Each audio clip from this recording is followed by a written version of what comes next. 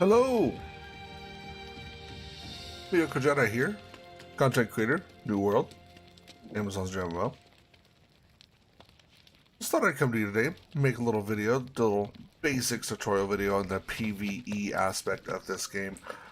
Playing the beta, just starting last night. Oh man, there was so much you can do in this game. First of all, the game looks gorgeous. The sounds are great.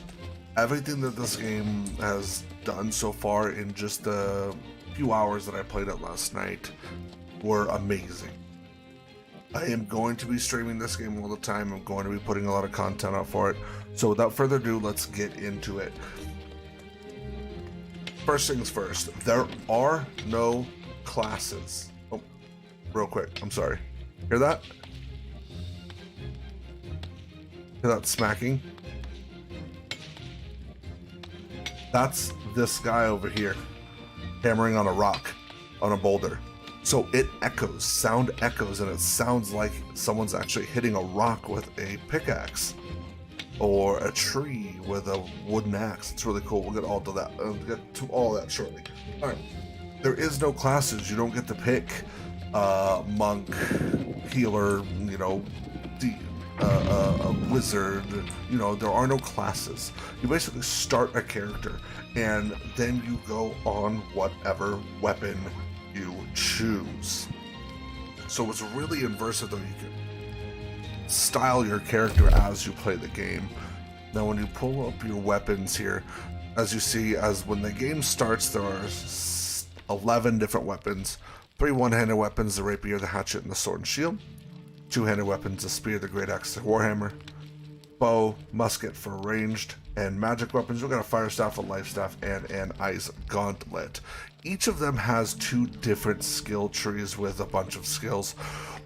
Any of the big square ones are the ones that go in your ability slots. You can only have 3 ability slots at once, as you can see on the bottom right, 1, 2, and 3. I do pick the ice gauntlet to use right now is what I'm using. Ice gauntlet is my main, and I use a life staff as a secondary right now. So as you see, like, I put 2 points into every time you level up. Every kind of weapon has its own leveling system. It's not specified to just your level. So if I kill this wolf here, see it says 16 experience and then 15 ice gauntlet mastery. So if I switch to my life staff and use my life staff to kill something, it'll say life staff mastery. So each weapon has its own mastery, its own leveling system. So if you say, I don't want the ice gauntlet anymore, I'm going to use the musket. So I'll need to level up the musket from level 1 and start building a build. So in reality, you can change up roles whatever you want. You can go from a tank. You can have one character and go from a tank to a DPS to a healer. You can't do that in any other game, which I really like. You have your attributes here. You have your strength, dexterity, intelligence, focus, constitution. Constitution, health. Every 50 points, you get an extra thing, an extra bonus to that. See, I have 33 points in intelligence because it buffs the fire staff, the ice gauntlet, the rapier, and the musket. I use the ice gauntlet and I use the life staff, so I've put some points into there, and I put some points into constitution. If they're not charging you to respec any points right now because it's beta, I'm sure that once the game comes out, you will be charged every respec, possibly besides the first one. But you see the purple, so item buffs, equipment buffs, and committed points 5. So same thing, committed points 23, and then I have 10 points on equipment. So that's all gives me bonuses to everything here. We have our trade skills. Trade skills, these are all the crafting, refining, gathering, everything. You do all of this. This is engineering, weaponsmithing. This is all stuff you could learn in the game as your character with your character. So let's say I want to cut this tree down. Let's walk up. I need to be logging 50. I can cut this tree down though. So I hit E. And it cuts the tree down. So this is how you harvest in the game. You actually cut the trees down. You harvest the bushes. You harvest the plants or anything that you want to get. The fishing is really cool in this game. If you watch one of my YouTube shorts that I did with it, I think yesterday that I posted, there is a short on. See, I'm level 3 in logging now. There's a short on fishing. So, the bush. I got some bait there for fishing. I'm out in that bush. But if I hit tab here, you have your inventory. Got off topic there a little bit with the crafting and stuff. I'll show you the crafting vendors in a second. So if I hit tab here, it shows that right now I have medium armor mostly. So medium armor, I have the hat, a shirt, gauntlets. So the more heavy armor you put on, as you see, heavy while wearing heavy armor, your dodge is slow, but your blocking is increased by 15, and crowd control debuffs you apply last longer. Wearing medium armor, your dodge is a quick hop, you deal 10% bonus damage and healing, and while you're wearing light armor, your dodge is a quick roll that covers a lot of distance, and you deal 20% bonus damage and healing.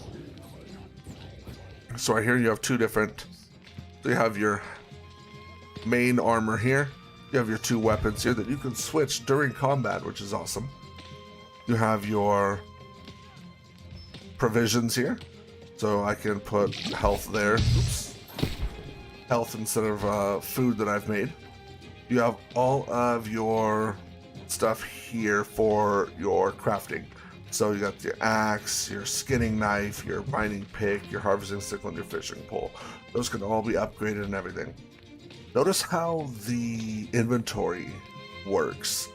You can, if you sort it by time or however you sort it, what you see is this weapons, ammo, utilities, basic food. It is all laid out for you in categories and how much weight you are holding with it. It's like my cooking has 15 pounds of weight on me, so I would get over encumbered at 200. So, ways to not get over encumbered. You can hold S and click to salvage things. You can run into town to your storage. Now, what's unique about the storage is it's only unique to that town. If you put something in storage here, in the town that we're about to go into here, so we are entering Monarch's Bluff Hamlet. Okay, looks like somebody finally bought this. So a Covenant owns, sorry, not a Covenant, a company owns this. So that's why their flags are everywhere. So if you go to the storage shed, this is all the stuff that I have in Monarch Bluffs. But if we go to a different town and try and access the storage shed, there won't be anything there. So I can hold shift and store all this in there, so I can have access to all that later. I'll have access to all that if I go to any of the crafting. So here's the forge, stone cutting table. So it looks like, see, they bought the town and now they're upgrading everything. Nothing's all level 1 anymore. It's now level 3, which is really cool. So they're upgrading the town so that everybody benefits from the upgrade. So then I can, make 20 timber. I'll level up woodworking to 7.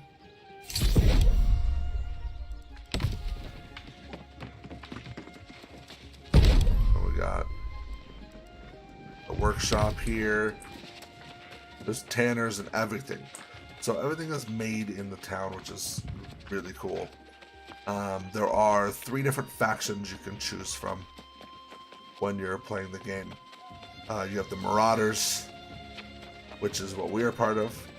You have these guys, which are the Covenant. Okay, Marauder. Right. The name This is Syndicate. Not This is Syndicate. Sweet. And then the orange ones, like that one. Those are the Covenant.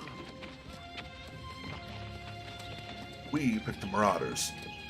So you can toggle yourself on and off PvE. If you see that, the two swords in the bottom, if you see, I can, right here. If I hit U, I can toggle myself to be in PvP mode. I will get an extra 10% 10% XP while traveling in this area, but I will also be able to be attacked by other places. We are strongest together. So let us endeavor to this is your these are my Marauder Marauders. missions. So these are in place. I level them up as I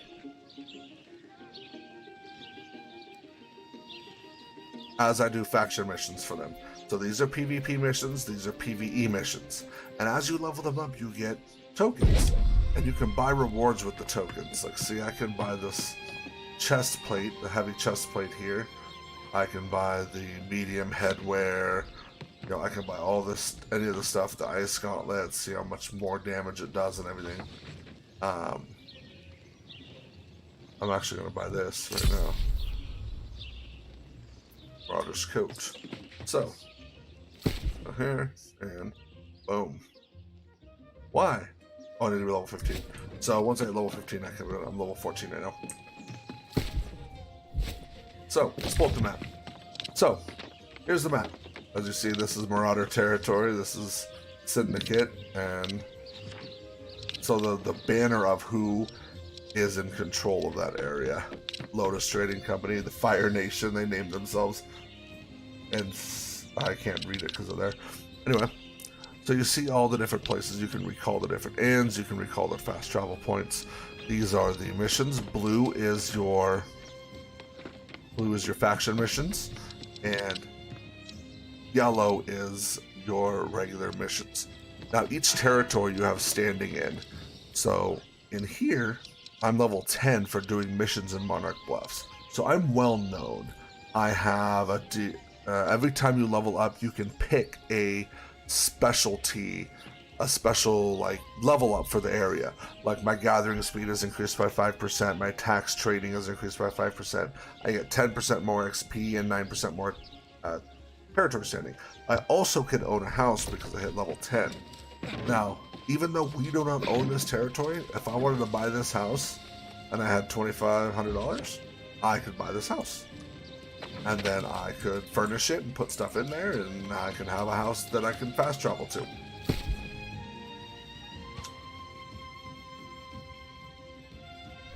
So, I think that's kind of the basics for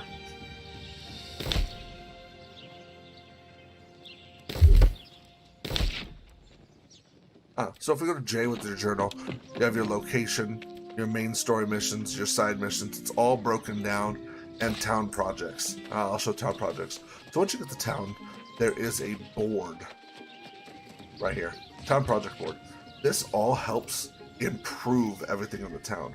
See, now that we have a town owner, instead of just upkeep, now that there's a town owner, we have a bunch of different things. Explorers needed, search for 8 lacing at Abadir's Anger. Cooks needed, make 5 light rations, hunt 1 alligator. So these are all missions that will help upgrade the town, depending on what the owners of the town select that they want to be upgraded. So, like I said, that's a basic overview of the PvE aspect of the game. You can help anybody as long as you're not flagged for PvP. You don't have to fight anybody. You can leave yourself unflagged all the time and just level up and have fun. The fact that you can switch between 2 different weapons and literally mold your character on whatever you want it to be, and have multiple roles in this game at the same time with one character. You don't have to make 5 different characters to have 5 different roles and switch between them. You literally can do it all with one character. That is super cool.